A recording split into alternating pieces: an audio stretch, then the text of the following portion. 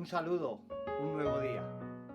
La arrogancia es el sentimiento de superioridad que desarrolla un individuo en relación con los otros, basado en la falsa creencia de que merece mayores privilegios o concesiones que el resto. Dice un autor que la arrogancia supone una imagen distorsionada de nosotros mismos y la creación de un ego elevado para compensar nuestras carencias de autoestima. Pero la palabra de Dios nos habla acerca de este aspecto y dice: no te jactes del día de mañana, porque no sabes qué dará de sí el día. Como la palabra dice que no te jactes, que no te vengas arriba por lo que crees que será el día de mañana, significa que no te llenes de orgullo por nada. Porque hoy te crees que estás arriba y mañana puede que estés abajo. Porque como vimos en la sección anterior, nuestros días están en las manos de Dios. Que ni en el próximo minuto de nuestra vida está bajo nuestro control. En cualquier momento todo va a dejar de ser. Estamos viendo en estos tiempos cómo naciones que se jactaban de prosperidad y seguridad, incluida también la nuestra, ahora se encuentra amenazada, no solamente su seguridad sanitaria, sino también a corto y medio plazo, su estabilidad económica. Pero si globalizamos, si generalizamos, pareciese que la arrogancia nos quedase lejos, y no es así. La arrogancia es un pecado que está al alcance de todos. De todas las cosas que más agradezco es el consejo, la guía y la sabiduría que de Dios recibo a través de su palabra.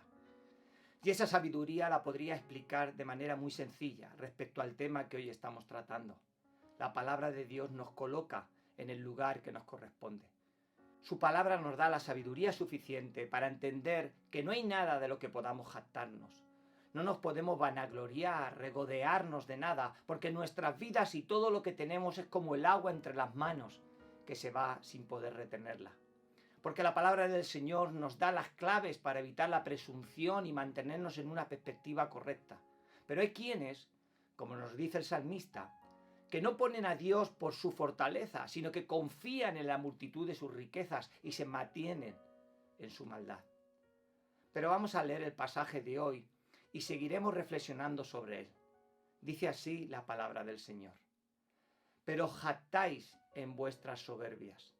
Toda jactancia semejante es mala, y al que sabe hacer lo bueno y no lo hace, le es pecado.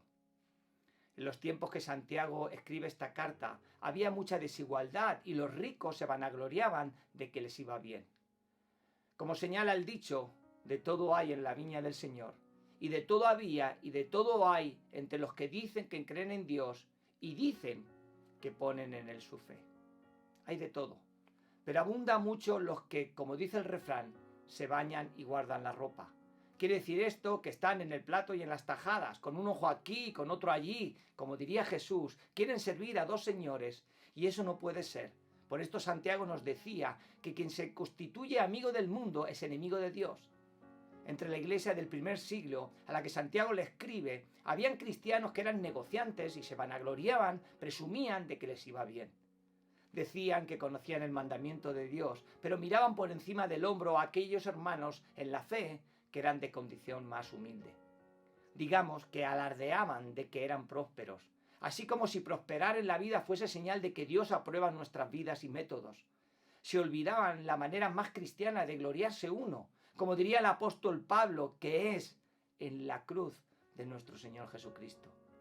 Ahí sí nos podemos gloriar, porque todo lo que se ponía en una cruz bajaba muerto, y muerta tiene que estar toda jactancia que apunte a nuestra propia vanagloria. Y si todo lo llevamos a los pies de la cruz, quedará en su justo valor y su justa medida. Pero estos cristianos prósperos, que se jactaban de sus soberbias, presumían también de conocer la ley, presumían de conocer el mandamiento de Dios y no lo hacían. Y uno de los mayores pecados de estos llamados hermanos es que eran parciales. Dentro de la iglesia hacían distinción de hermanos. Miraban con agrado a quienes venían con ropas buenas y anillos de oro y los sentaban en lugares de preeminencia, y sin embargo a quienes eran humildes de condición les sentaban en lugar aparte. Lo vimos esto al comienzo del capítulo 2.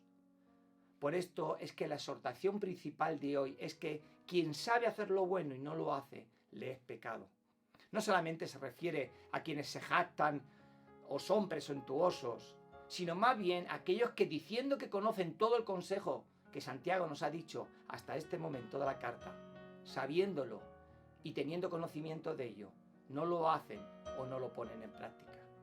Los lectores de la carta de Santiago y aquellos que estáis siguiendo esta serie expositiva de esta carta no podían ni podemos argumentar ignorancia.